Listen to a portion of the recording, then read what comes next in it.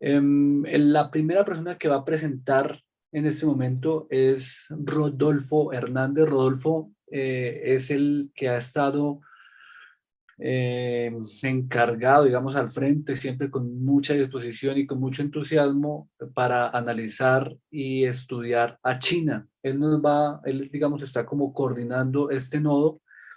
Vale la pena también señalar que Rodolfo, pues él es historiador, hizo una tesis sobre las relaciones diplomáticas entre China y Colombia. En este momento está haciendo su maestría en historia, pero tiene además una gran experiencia como docente, eh, y sus intereses académicos, obviamente, no está de más decirlo, están enfocados en la China, digamos, del siglo XX, ¿no? Las relaciones diplomáticas hasta el momento. Bien, Rodolfo, pues te invito entonces a que nos acompañes, te presentes y que nos cuentes exactamente qué va a pasar en ese nodo de China. Sí, buenas noches. Quiero confirmar si me están escuchando.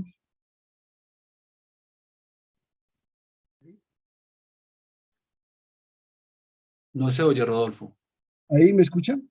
No te hemos escuchado. Sí, Sí, sí, ¿me yo escuchan? ¿Sí? tal vez es un Sí. problema. Sí, pero sí se escucha, Rodolfo. Bueno, mire que tengo en el fondo de la pantalla una imagen de las vacunaciones de China en los años 50. eh, y hoy se conecta con no solo con la participación de China en el contexto del COVID, de las teorías de conspiración de origen del COVID, sino también con la solución en relación a la vacuna Sinovac. Y más concretamente también se conecta con la participación de China en esta guerra que se está viviendo en Ucrania. Quiere decir que es un continente o es un país, o en este momento es un país vigente, con una gran presencia. Yo tengo unos minutos para presentar lo que se espera de esta cátedra. Voy a desarrollar 3 puntos. Primero es como la introducción a un debate, para lo cual me voy a apoyar en las diapositivas. Segundo, voy a hacer una invitación a responder una pregunta que se irá haciendo en medio de toda la cátedra, y es ¿para qué estudiar China, la historia de China? Y tercero, pues presentaré, grosso modo, eh, mm, lo correspondiente al nodo en esta cátedra. Ahí tenemos la presentación, si le pueden colocar pantalla completa, F5. Ah, es que está en Drive. ¿No la tiene local? Ok, ahí está. Ahorita el profe nos estaba comentando que cuando se habla de la historia de Asia, se piensa más o se refleja más lo que se dice en lugar de enunciación, ¿sí? Lo que están diciendo los escritores, los historiadores, los estudiosos, más que lo que se está estudiando. Se conoce como el lugar de enunciación. Y el debate que yo quiero introducir tiene que ver con esa situación, con la representación de China. Entonces, voy a compartirles aquí en el chat a todos los asistentes. Y ahorita nos apoyamos para que nos dejen ver ahí en la pantalla. Este enlace, me dicen si lo están viendo, por favor. Alguien me escribe, lo puede ver. Pueden ingresar a ese enlace. Ah, perdón, ya lo pongo aquí para todos. Un segundo, acá. Listo. Ahora sí, ahí. Ya lo puse para todos. Listo. Por favor, ingresemos a ese enlace. Ahí estoy solicitando que escribamos 3 palabras que a ustedes en este momento se les ocurra cuando escuchan China. China, historia de China. Por favor, ingresen, coloquen sus palabras. Yo voy viendo aquí. Ah, bueno, aquí ya se está visualizando. Yo voy a ir comentando lo que aparece y ya mostramos el mapa. Comida, seda, papel, dinastía, política, cultura, mercancía, vestimenta, seda, mercado, imperio, cultura. Se va configurando una nube de palabras. Mientras van escribiendo aquí, van 66 intervenciones. Bien, el público asiste. ¿Listo? Entonces voy a colocar aquí en el chat para que los administradores nos colaboren, la parte técnica, si nos pueden visualizar esto en la pantalla, por favor. Ya continuamos con las diapositivas. Ok, ahí ya se está viendo. Miremos a ver. Está cargando, bien.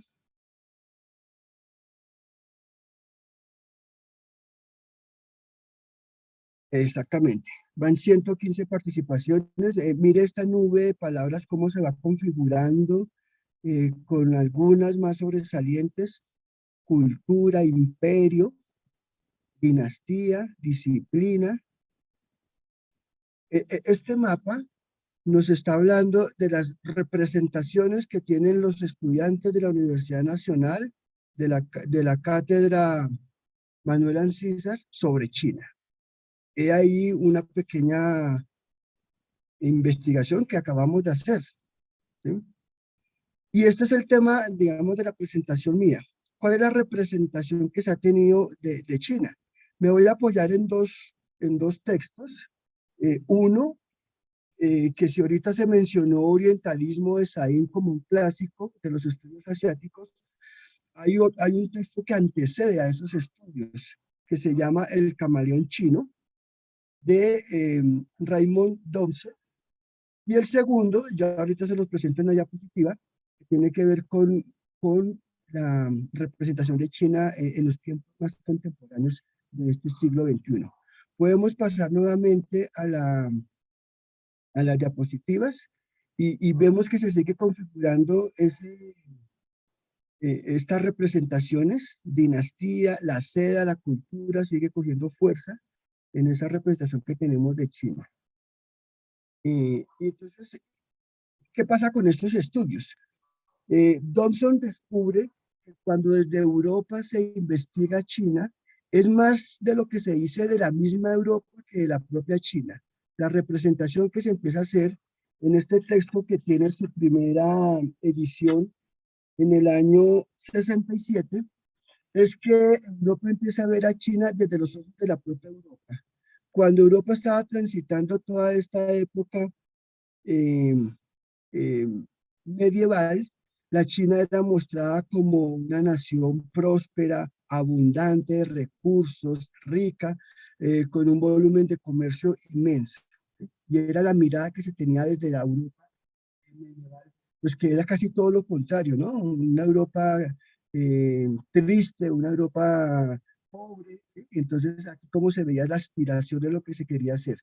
En la siguiente diapositiva vamos a empezar a ver cómo en la Edad Moderna el interés de China por la constitución de los estados, la consolidación del capitalismo y de los estados, hacía ver que China era un gran ideal de nación, gobernado por filósofos, una utopía burocrática que mantenía el orden. Europa empieza a conocer a China más de cerca por los contactos, empieza a conocer la filosofía confuciana, y esto se convierte como en un paradigma para la organización de lo que sería la Europa. Seguimos en la siguiente diapositiva y ya nos acercamos, esto es muy rápido, un abrebocas a este debate, a esa China del siglo XIX. La guerra del cañón, 1842, cuando Europa cierra filas contra China, muestran a una China eh, teóricamente inmóvil, que no cambia. Europa empieza a ver a China como una nación que, pese a que hay muchas revueltas, muchas protestas campesinas, no cambia el sistema de gobierno, no cambia su modo de producción.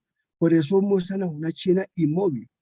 Pero además de eso, Europa en el siglo XIX, en ese afán de conquistas, pasar de un capitalismo, digamos, de libre concurrencia, un capitalismo de competencia a la configuración de los monopolios, la repartición de los mercados, la necesidad de exportar capitales a otros lugares, pues China aparece como esa torta que habría que repartir, ¿sí?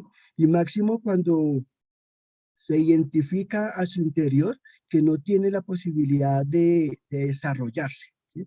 Una China que, como decían los colombianos que viajó a China, necesita el contacto con Occidente para poder que ellos conozcan la civilización. Mire este dibujo que aparece acá. Tenemos a China ahí representada en una torta que la están repartiendo Inglaterra, Japón, Francia, Alemania, y mire cómo estamos representando aquí a China. El personaje aquí en la parte superior, con las manos arriba, también representa Rusia. Ahí me están diciendo que también está Rusia, gracias. Ahí en la parte superior me están diciendo, el personaje me está representando también una forma en que se construyó la imagen de China, y es el peligro amarillo, ¿sí? Mire las manos, las uñas, las garras, la cara un poco desfigurada, la boca, ¿sí? O sea, es un tipejo, es como un pequeño monstruo ahí, es ese peligro amarillo. Ya para esta época China se identifica superpoblada, una China que es obligada al tráfico de la droga, al opio, es humillada, eh, y esa humillación dura 100 años. ¿Sí? Y eso también a futuro nos va a permitir entender por qué la presa por la Revolución China y Mao Zedong en el 49, cuando justamente permite que el pueblo chino salga de esos 100 años de humillación, desde 1842, Guerra del Opio, hasta 1949, liberación por la Revolución Comunista, y es entendible por qué China aprecia tanto ese proceso revolucionario. Seguimos en la siguiente diapositiva, nos acercamos al siglo XX, y no se mal acá exactamente. A principios del siglo XX, la principal representación de China era ese peligro amarillo, estos tipejos de una cantidad de pueblo chino que empieza a circular por todo el mundo, en pleno desarrollo capitalista de muchas naciones, inclusive en Colombia, el naciente capitalismo en Colombia exigió mano de obra china. Entonces, por eso era el peligro, ¿no? De chinos por todo el mundo, chinos que eran representados, no apareció aquí en la figura de ustedes, como comida, restaurantes, lavanderías, ¿sí? Pero era la representación a principios del siglo XX, ¿sí? Un país pobre, una ignorancia, eh, lo cual significaba que era necesario entrar a liberar, a culturalizar. Pero sabemos, o lo vamos a ir conociendo con estas exposiciones, que el siglo XX también significó para China el tránsito de este país queriendo ser repartido por todos los occidentales a un país que nuevamente retoma la independencia. Por eso a mitad del siglo XX, si vemos la siguiente diapositiva, la principal representación que se hace de China es ese tránsito entre la amenaza amarilla y la amenaza roja. En 1945, cuando culmina la Segunda Guerra Mundial, China ya empieza a emerger como potencia. En ese reparto que se hace en el 45, China inicia con voz, con voto en las nacientes Naciones Unidas. Y China tiene una decisión que hacer ahí internamente. Acababa de triunfar la lucha contra el imperialismo japonés y se estaba debatiendo si se hacía un gobierno de coalición entre las fuerzas nacionalistas y las fuerzas comunistas, o si se desataba una guerra civil al interior de China, porque estas dos fuerzas en contienda, los nacionalistas y los comunistas, pues estaban resolviendo sus diferencias. Vamos a ver en todas esas historias, pues que triunfan los comunistas en el 49, se alía con la Unión Soviética, constituyen un gobierno democrático popular, pensándose en una sociedad socialista como tránsito hacia el comunismo. Surge la amenaza roja. Y hasta finales del siglo XX, China es una amenaza roja. Curiosamente, para el siglo XXI, todavía no, la representación de China como amenaza roja no es lo principal. Tanto así que ustedes acordarán que hace muy poco nuestro presidente Duque estuvo allá rindiéndoles homenajes a Mao Zedong, a la Revolución China, y pues eso pues solo causó escozor en los sectores más reaccionarios de Colombia. Pero en general no fue, digamos, un debate frente a la amenaza roja. En la siguiente diapositiva vamos a pasar al siglo XXI. Voy a quitar un momentico la cámara para mejorar el audio. Me están diciendo que que hay problemas con el audio. Listo, entonces esto me permite agilizar la transmisión. Esto que acabamos de ver en este trabajo de Thompson es la representación de China a principios del siglo XX. Para el tiempo presente nos encontramos con dos conceptos de representación. Uno es el autoorientalismo, no lo voy a desarrollar, pero solo consiste en cómo la misma China y la misma Asia en general se están representando ante el mundo. Y eso queda ahí para la indagación, para que ustedes hagan pesquisas, ¿sí? Cómo la China se está representando a sí misma. El segundo concepto es el orientalismo sinológico, ¿sí? Ese concepto lo acuña este investigador, Daniel Gufkov, creo que se pronuncia así, y él nos plantea cómo desde Occidente, alrededor de los años 70, se ha venido construyendo un cuerpo de intelectuales, unos tanques de pensamiento que han venido representando a China, ya no como la diferencia frente a Oriente-Occidente, la representación no es, aquí estamos Occidente y allá están los diferentes, que son los Oriente, China, sino buscando la semejanza. En la siguiente diapositiva podemos ver algunos títulos de investigaciones que representan este enfoque. Cuando digo que buscan la semejanza es que han centrado los estudios principalmente en el periodo que se conoce como el periodo maoísta en la historia de China, es decir, el periodo desde que triunfa la Revolución China en el 49 hasta la muerte de Mao Zedong en el 76.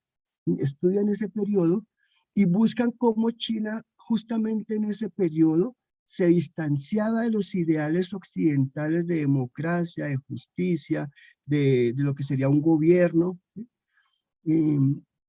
Y entonces, al ver ese distanciamiento entre lo que fue China en ese periodo y lo que son los ideales occidentales, entran en un discurso que se ha llamado la demonización del discurso maoísta. ¿Sí? Es decir, que la China es positiva cuando se acerca a los ideales de Occidente, después del 76 o inclusive antes del 49, la China es negativa, es representada negativamente cuando se distancia de esos ideales de democracia, de libertad, etcétera, de Occidente, y es justamente en este periodo de Mao Zedong. ¿Sí? Eso tiene pues unas implicaciones y es que y la implicación que tiene esto es que justamente se empieza a ver a China con los intereses que tiene este momento Occidente de mostrarse como el ideal de lo que sería una sociedad. Rápidamente paso a lo siguiente, entonces, esto siempre es un debate, simplemente es un debate que se abre y ojalá ustedes estén alerta a ver qué representaciones están en todos nuestros compañeros y compañeras que hacemos parte del Nuevo China y que iríamos haciendo nuestras presentaciones. Nosotros vamos a tener las primeras 3 sesiones. Marzo 16, pues vamos a hablar de todas las bases del pensamiento chino. Es una larga historia de China que se puede remontar desde el año 4000, 5000 antes de Cristo bueno, en China hasta el tiempo presente, pero en esta exposición vamos a hacer todo ese recorrido hasta el siglo XIX. Vamos a tener ahí el profe Cepeda, la profe Diana Gómez, el profe Fabián, David, compañeros todos del grupo Red hacia América Latina, y nos va a hacer este gran recorrido por lo que es el confucianismo, taoísmo, budismo en China, todo este periodo de las grandes dinastías, la ruta de la seda, y eso va a ser la primera sesión. Ahí está expuesto algunos textos de referencia. Para la siguiente sesión, es el 16 de el 23 de marzo, vamos a centrarnos en el siglo XX. La compañera Mariely León va a estar acompañado del compañero Alfonso Aldo García, y vamos a tener un invitado, el profesor Luis Eduardo Garzón, conocido como el Tigre, que estuvo en China en los años 80. Vamos a ver las transformaciones sociales, económicas y culturales del siglo XX. Y ahí Aldo nos va a presentar parte de este debate de cómo se ha representado la China actual, o sea, la China comunista, cómo actualmente se ha representado. En la siguiente sesión, la final que nos corresponde, la hemos llamado Textos e intercambios en la voz de protagonistas e investigadores de la China popular. Va a ser el 30 de marzo. Vamos a hacer aquí un diálogo con personas militantes del maoísmo en Colombia, algunos de ellos que han devenido en investigadores académicos, otros investigadores independientes. Y aquí queremos hacer ese contacto entre Colombia y China, ¿sí? Que de cierta manera también representa un contacto entre China y América Latina. Esta sesión se va a trabajar a partir de libros, de revistas, de películas, ¿sí? Para mostrar esos intercambios en el marco de lo que fue la diplomacia popular, desde la Constitución de la República Popular hasta el tiempo presente. Ahí voy a estar yo, va a estar el compañero Cristian, nuevamente Aldo, y nos acompaña el profe Fran Molano y Miguel Aranda. Y termino entonces con el otro punto, ¿verdad? Dejo abierta la pregunta: ¿por qué estudiar China? ¿Sí? Primero, creo que el estudio de China nos permite superar esa visión de orientalismo que aquí nos han expuesto y que vamos a conocer durante todo el curso. Segundo, creo que conocer la historia de China nos va a permitir superar la visión eurocentrista que nos ha hecho creer que el mundo empezó en Grecia, se desarrolló hacia América y nos llegó aquí sus albas de libertad y de igualdad. Y cuando uno estudia la historia de China, pues se da cuenta que el mundo fue más complejo. En cosas tan sencillas como quién llegó primero a América, ¿Cristóbal Colón o los chinos? Es un abrebocas para que se motiven los aquí participantes de la cátedra. Y por último, creo muy importante que uno debe estudiar la historia de China porque ella nos permite pensarnos la importancia de estudiar la historia de Colombia. Aquí ven en la cámara un libro. Este libro se llama Antes de Colombia, los primeros 14.000 años. Es curioso que uno ve en YouTube la educación en China y uno ve cómo en China la educación un poco conductista pone a los niños chinos a decir: venimos de la dinastía Shan, o sea, hace 2000 años antes de Cristo. Nosotros escasamente hablamos de 200 años, los últimos 200 años, ¿sí? Pero estudiar China nos invita a pensarnos qué pasaba con Colombia hace 14.000 años, qué pasaba con el pueblo muisca que está sobre estas tierras hace 10.000 años. Es una invitación y un abrebocas. Quedo acá pendiente por si hay algunas preguntas en estos cortos minutos. Y no olviden, por favor, diligenciar las preguntas y ojalá se motiven a pertenecer al semillero de estudios en China. Gracias, Rodolfo. Gracias por la presentación.